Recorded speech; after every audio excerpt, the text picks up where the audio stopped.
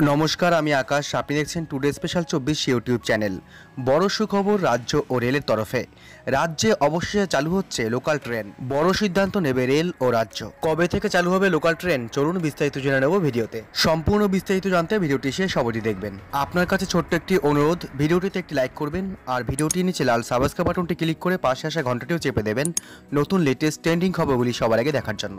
রাজ্যে অবশেষে চালু হচ্ছে লোকাল ট্রেন। রেলের হিসেব অনুযায়ী প্রথমে 10 থেকে 15% লোকাল ট্রেন চালানো হবে। ধীরে ধীরে সেটা বৃদ্ধি করে 25% করে তোলা হবে।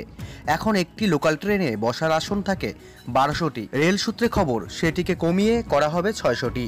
ফলে রাজ্যে লোকাল ট্রেন পরিষেবা চালু করা হলে প্রায় 50% কম যাত্রী নিয়েই ছুটবে লোকাল ট্রেন।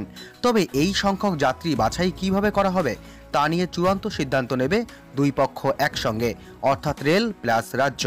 তবে জনস্বাস্থ্যের বিষয়ে মাথায় রেখে যাত্রীদের মাস্ক ও স্যানিটাইজার ব্যবহার করে এবং স্যানিটাইজ করেই যে ট্রেন চলবে তা পরিষ্কার করে দেওয়া হয়েছে। সমস্ত ধরনের যাত্রীদের নিয়েই চালানো হবে রেল। এক্ষেত্রে সর্বাধিক 600 জনকে রেলের কামরায় বসিয়ে নিয়ে যাওয়া হবে।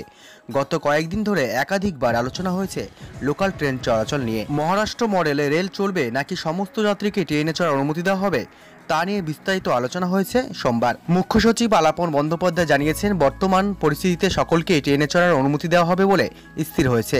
কাউকে অনুমতি দেওয়া হবে, কাউকে অনুমতি দেওয়া হবে না, এটা হলে একটা অসাম্যমূলক আচরণ হবে। তাই সকলকে ট্রেনে চড়ার অনুমতি দেওয়া হবে বলে জানিয়েছেন।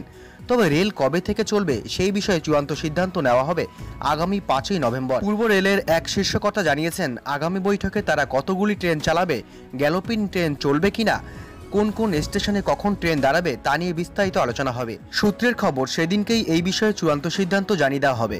পূর্ব রেল সূত্রে হিসেব দেওয়া হয়েছে, হাওড়া ডিভিশনে এখন লোকাল ট্রেন চলে সাধারণ সময়ে 407টি। শিয়ালদহ ডিভিশনে সাধারণ সময়ে লোকাল ট্রেন চলে 915টি।